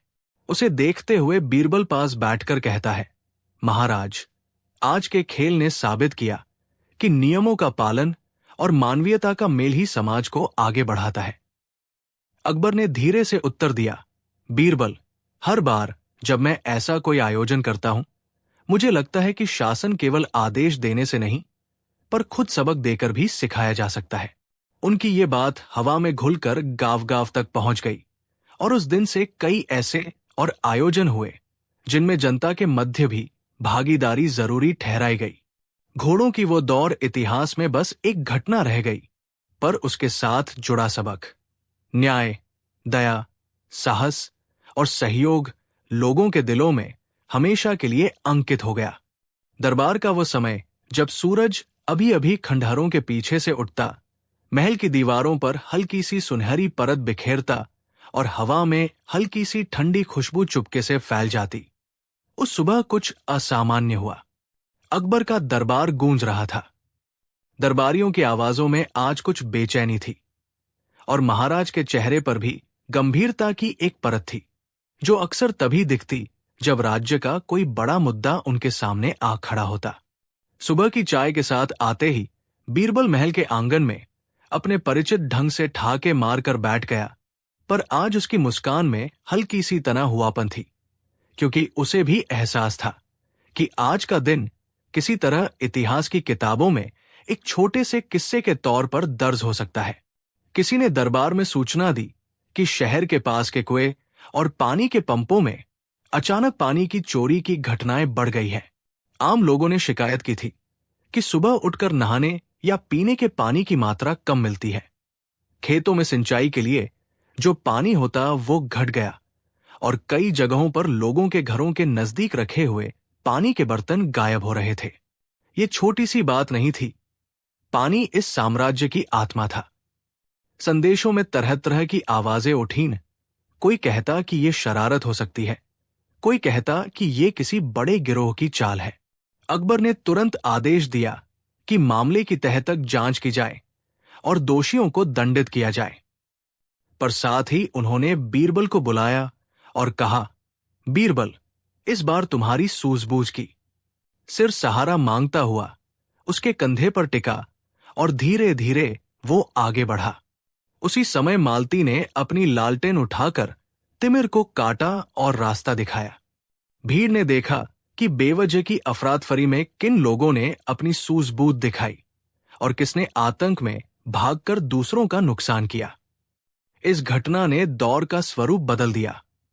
अब यह सिर्फ गति और चातुर्य नहीं रह गया था, मानवीय गुणों की परीक्षा बन गया था। अंततः जब विजेता का निर्णय होना था, अकबर ने स्वयं घोषणा की कि विजेता वही है जिसने केवल तेजी से नहीं पर नियमों के साथ साहस, दया और सहयोग दिखाकर मैदान को पूरा किया। यह घोषणा सुनकर कुछ लोग आश्चर्यचकित हुए। उनके मन में जीत का अर्थ केवल प्रथम आने से बंधा था। पर अकबर ने कहा कि शासन में भी वही नेता सफल होता है जो कानून का पालन कराता है पर जनता का हृदय भी जीतता है। परिणाम स्वरूप कई प्रतियोगियों को पुरस्कृत किया गया। कई को सफलता के पदक, कई को सम्मान और कुछ को सुधारात्मक सहायता मिली। अर्जुन और मालती दोनों को विशेष सम्मान दिया गया क्योंकि उन्होंने खेल में मानवीयता और निपुणता दोनों दिखाई। गोपाल को दंड मिला पर साथ ही कर्ज माफ करने और रोजगार दिलाने की व्यवस्था की गई। नीरज को सार्वजनिक तौर पर अपनी लापरवाही कबूल कर जनसमुदाय के सामने माफी मांगनी पड़ी और उसे आदेश दिया गया कि वो अगले कुछ महीनों तक घोड़ों की देखभाल को समर्पित रहे ताकि वो समझ सके कि जिम्मेदारी क्या होती है। दौड़ खत्म होने के बाद अकबर ने दरबार में एक छोटी सी सभा बुलाई जिसमें बीरबल ने भी अपनी बात रखी। बीरबल ने कहा कि घोड़े सिर्फ जानवर नहीं होते, वे मनुष्यों का आईना होते हैं। उनके कदम समाज की चाल से मिलते हैं। उसने कहा कि जो समाज चुपेपन और सहयोग को बढ़ावा देता है वही खड़ा रहता है। अकबर ने सबको ध्यान से देखा और फिर बोला कि ये आयोजन केवल मनोरंजन का नहीं था, ये शिक्षा का माध्यम था। उसने कहा कि अच्छे कानून और कठोर दंड तभी उपयोगी है जब उनके साथ दया का दायरा भी हो। कानून बिना मानवीयता के कठोर और बैरमी बन सकता है और दया बिना नियम के अराजकता को जन्म दे सकती है। भीड़ ने इस वाक्य को सुनकर गहरा सन्नाटा महसूस किया। कुछ ने सिर झुकाया, कुछ की आंखों में चमक आई और कुछ ने धर्म का पाठ पढ़ा। पर सबने जाना कि अकबर का न्याय बड़ा और व्यापक था। कई दिनों बाद अर्जुन के गांव में जब किसी ने उससे पूछा कि महल में सबसे बड़ी सीख क्या मिली, तो उसने कहा कि वहां उसने न केवल दौड़ जीती बल्कि लोगों की आत्मा की दौड़ देखी। कई लोग जीत के लिए खुद को खो देते हैं, पर कुछ लोग जीत और हार के बीच में इंसानियत नहीं छोड़ते। मालती ने बताया कि उसने दिखाया कि नारी शक्ति और समझ भी बुलंदियों पर पहुंच सकती है। उसे अब कई युवतियों ने देखकर अपने आप को प्रशिक्षित करने की ठानी। गोपाल ने अपने जीवन में सुधार करके अपने परिवार को संभाला और नीरज ने घोड़ों की देखभाल में नया जीवन पाया। अकबर के दरबार की ये घोड़ों की दौड़ महज एक आयोजन नहीं रहा, ये उन कथाओं में से एक बन गया जो गांव-गांव में सुनाई जाती है, जहां बच्चे सुनते हैं कि किस तरह एक राजा ने खेल को शिक्षा से जोड़ा और कैसे छोटी छोटी घटनाएं समाज के बड़े सबकों में बदल गई। समय के साथ उस मैदान के किनारे एक छोटा सा स्तंभ ही खड़ा किया गया जिस पर घोड़ों की दौड़ और उसमें दिखाए गए गुणों का उल्लेख था। अकबर का नाम वहां शासक के रूप में लिखा गया था, पर सबसे ऊपर उस दिन की बात को प्रमुख रखा गया। न्याय और दया, साहस और सहानुभूति, नियम और मानवीयता। बीरबल ने एक बार कहा था कि महान राजकुमार और शासक वही है जो अपनी सत्ता का प्रयोग केवल आदेश देने के लिए न करे, बल्कि जनता की भलाई के लिए ऐसे साधन भी अपनाए जो समाज को मजबूत बनाए। और उस दिन की दौड़ उसकी एक जीवंत मिसाल बन गई। कहानी ये भी बताती है कि खेलों में छिपा वो संदेश जो राजा की समझदारी और जनता की भागीदारी से जुड़े, वो समाज को केवल मनोरंजन नहीं देता पर उसे एक नया दृष्टिकोण भी सिखाता है। वर्षों बाद जब महल की दीवारों पर नई नई लकीरें उभर आईं, तब भी लोगों को याद रहा कि कैसे एक दिन अकबर ने घोड़ों की दौड़ के जरिए ये संदेश दिया कि शासन की असली ताकत सत्ता के लो से नहीं, बल्कि लोगों के दिलों में उतरने से आती है। अर्जुन अब एक अनुभवी सवार बन गया। मालती ने एक छोटी सी स्थापना बनाकर औरतों के घोड़ों के प्रशिक्षण का काम शुरू किया। गोपाल ने ईमानदारी से अपने जीवन को संभाला और नीरज ने घोड़ों की सेवा में अपना जीवन समर्पित कर दिया। और बीरबल, वो हमेशा की तरह मुस्कुराता रहा, कभी मंच पर, कभी भीड़ में, पर कहीं न कहीं उसकी आंखों में वो ज्ञान चमकता रहा जो उसने उस दौर से सीखा था कि शासन में न्याय और दया दोनों का समन्वय होना चाहिए, और खेल जैसे आयोजन लोगों के भीतर के अच्छे गुणों को उजागर करते हैं। कहानी का आखिरी दृश्य अकबर के उस छोटे से बगीचे का है जहां वो अकेले बैठकर उस दिन की घटनाओं को याद करता है। उसे देखते हुए बीरबल पास बैठकर कहता है, महाराज, आज के खेल ने साबित किया कि नियमों का पालन और मानवीयता का मेल ही समाज को आगे बढ़ाता है। अकबर ने धीरे से उत्तर दिया, बीरबल, हर बार जब मैं ऐसा कोई आयोजन करता हूं, मुझे लगता है कि शासन केवल आदेश देने से नहीं, पर खुद सबक देकर भी सिखाया जा सकता है। उनकी ये बात हवा में घुलकर गांव-गांव तक पहुंच गई, और उस दिन से कई ऐसे और आयोजन हुए जिनमें जनता के मध्य भी भागीदारी जरूरी ठहराई गई।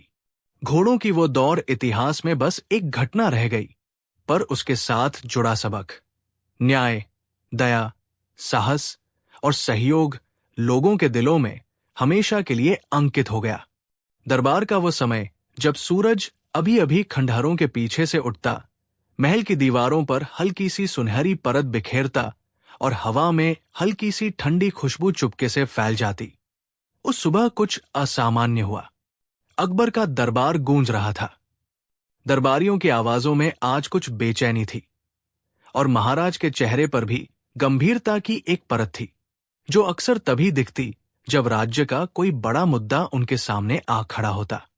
सुबह की चाय के साथ आते ही बीरबल महल के आंगन में अपने परिचित ढंग से ठाके मारकर बैठ गया, पर आज उसकी मुस्कान में हल्की सी तना हुआपन थी, क्योंकि उसे भी एहसास था कि आज का दिन किसी तरह इतिहास की किताबों में एक छोटे से किस्से के तौर पर दर्ज हो सकता है।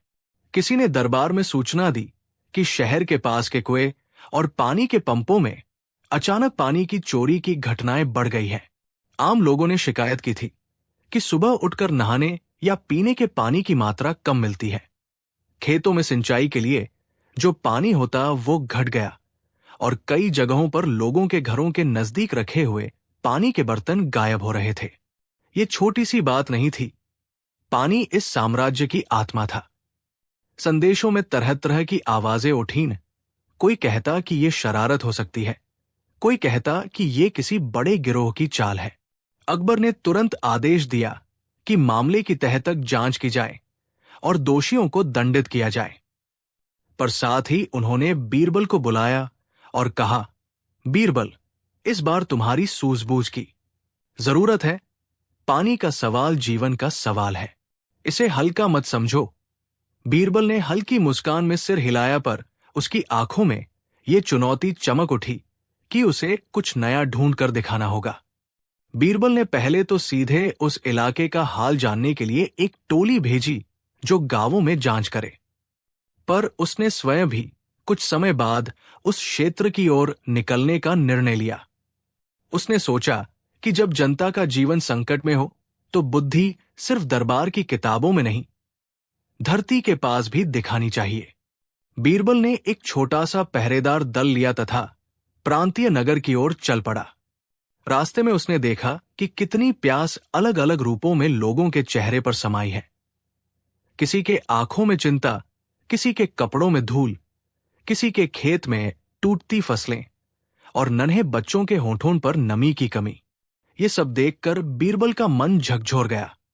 उसने सोचा कि यदि पानी का प्रश्न राजनीतिक मुद्दे बन जाए तो उसका असर कितने लोगों की जिंदगियों पर पड़ेगा। पहले दिन की जांच में कुछ बातें साफ हुई। चोरी की घटनाएं अचानक रात के समय हो रही थी, पर चोरी के निशान अजीब तरह के थे, जैसे कोई साधारण आदमी नहीं, किसी को पानी छुपाने में विशेष निपुणता थी। कुएं, पंप, वार्ड के सार्वजनिक टैंक, इन सब जगहों से पानी गायब होता, पर कोई ब्रेक या ताला नहीं टूटता। लोग बताते कि जैसे पानी बस वाष्प बनकर हवा में उड़ जाता। ये सुनकर बीरबल हंसा भी और संयम भी किया। हंसते हुए वो कहता कि किसी ने पानी चुराने के लिए जादू कर लिया होगा, और संयम रखते हुए वो समझ गया कि शायद ये किसी चालाकपन की नजीर है। चोर पानी को खुला छोड़कर कहीं और ले जा रहे होंगे। उसने गांव के युवाओं से बातें की, सचिवों से दस्तावेज चेक कराए और देखा कि चोरी की घटनाएं उन जगहों के आसपास ज्यादा हों जिनमें पानी जमा करने के बेहतर बंदोबस्त नहीं थे। बुजुर्ग कुएं जिन्हें जोड़ने की जरूरत थी, छोटे छोटे टैंक्स जिनके ढक्कन ढीले थे। बीरबल ने एक रात छुप कर देखा कि एक समूह धीरे धीरे आता है। वे रेशमी कपड़ों में नहीं, पर साधारण गांव वाले लगते थे, पर उनकी चाल में कुछ अलग था, जैसे वे किसी काम पर मजबूरी में निकले हों। पर जब वे कुएं के पास पहुंचे, उन्होंने पानी को खाली नहीं किया। वे कुएं के पास रखे हुए मटकों को चुपचाप उठाकर ले गए और उनमें से कुछ गैस बत्ती सी छोटी छोटी नलियों को जोड़कर एक बड़े ड्रम में जोड़ने लगे। बीरबल ने देखा कि वे लोग पानी को पूरी तरह से छुपाकर किसी गुप्त जगह पर ले जा रहे थे। जब वे ड्रम भर लेते, वे उसे छुपाकर किसी गढ़ की दीवार के पीछे ले जाया करते। बीरबल ने सोचा कि यह साधारण चोरी नहीं, ये किसी तरह की संयोजित योजना है। उसने सोचा कि यदि इतने सारे लोग इकट्ठे पानी छुपाकर रखते हैं, तो इसका मतलब यह भी हो सकता है कि वे पानी को बेच रहे हैं या किसी बड़े पैमाने पर कहीं और उपयोग कर रहे हैं। पर किस लिए?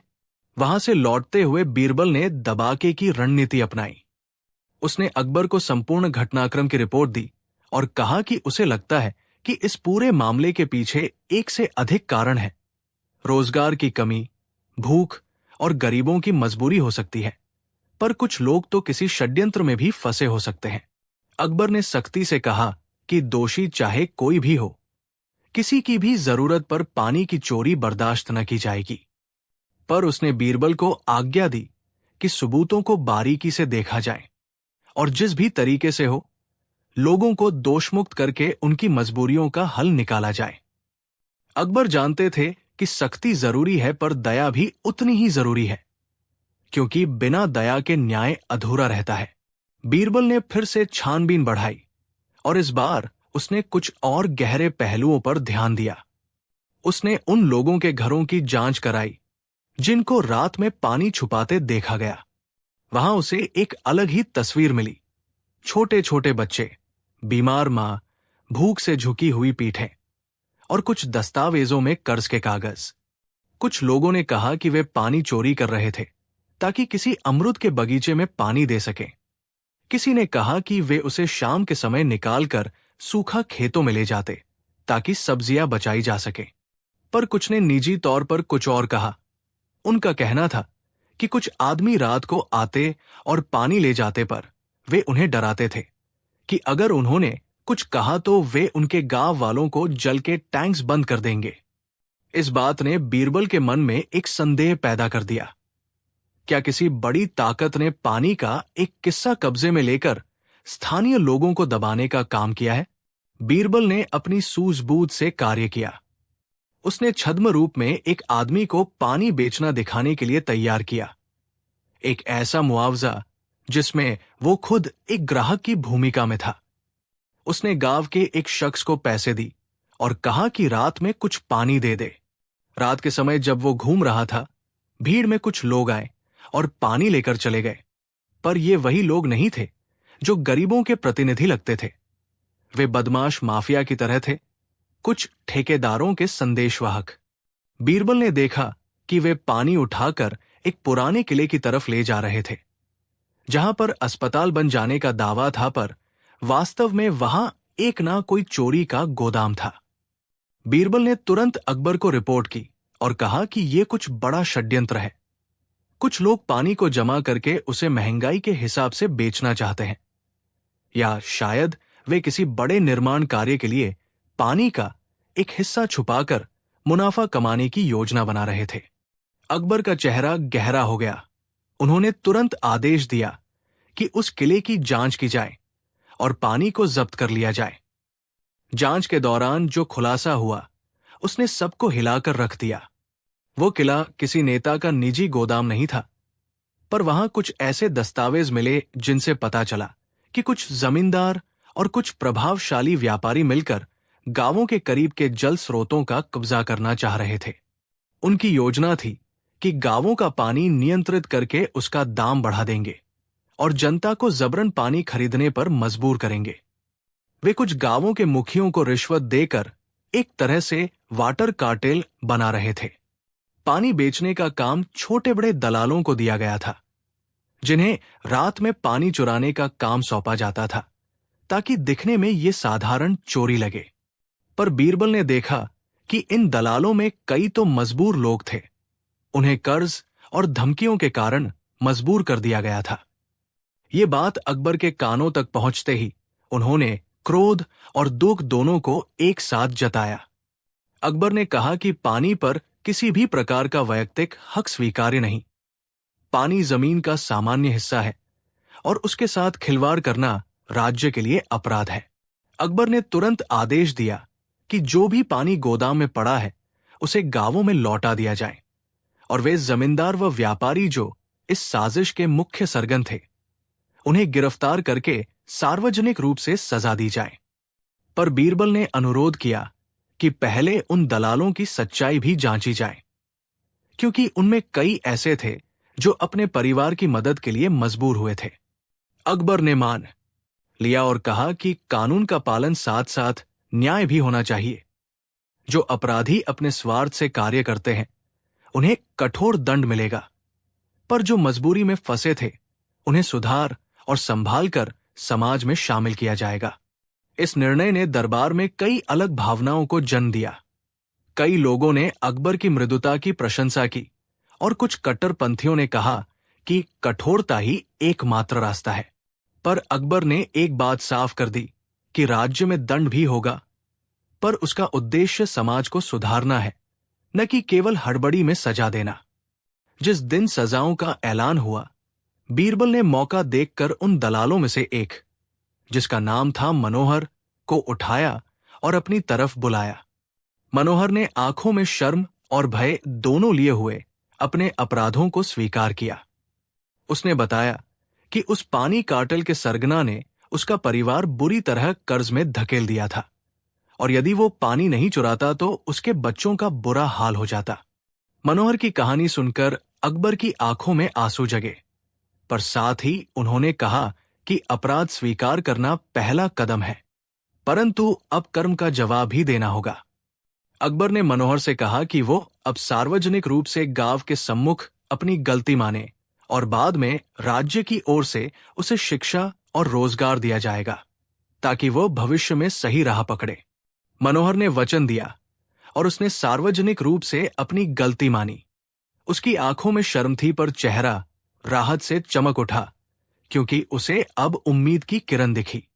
अकबर ने घोषणा की कि राज्य गरीबों के लिए पानी के विशेष सार्वजनिक भंडारण की व्यवस्था करेगा, टैंक मरम्मत के लिए फंड जारी करेगा और ऐसे को एवं पंपों की मरम्मत करवाई जाएगी, ताकि भविष्य में कोई भी पानी चोरी की मजबूरी में न पड़े। पर कहानी यही समाप्त नहीं हुई। बीरबल ने देखा कि इस साजिश के पीछे सिर्फ लोभ ही नहीं, बल्कि कुछ पुरानी राजनीतिक नीति की गलतियां भी थी।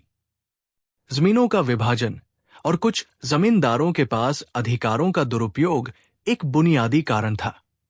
कई वर्षों से जो पानी के स्रोत थे, उन्हें कुछ लोगों ने अपने निजी अधिकारों में बदल लिया था और वे इस अधिकार का दुरुपयोग करते थे।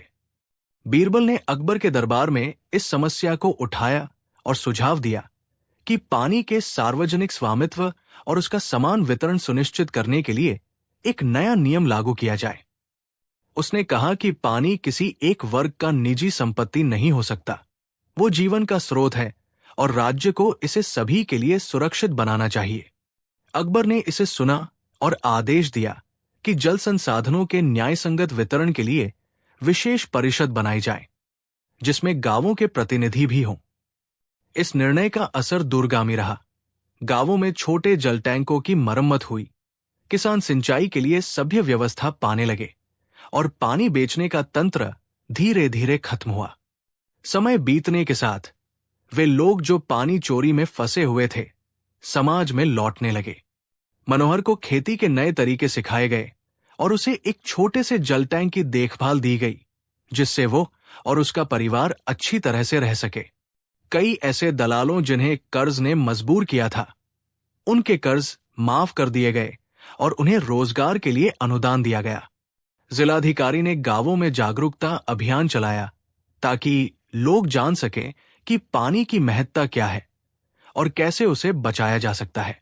धीरे धीरे पानी की चोरी की घटनाएं रुक गई और लोगों ने देखा कि केवल सजा नहीं बल्कि समावेशी नीति ही स्थायी समाधान है।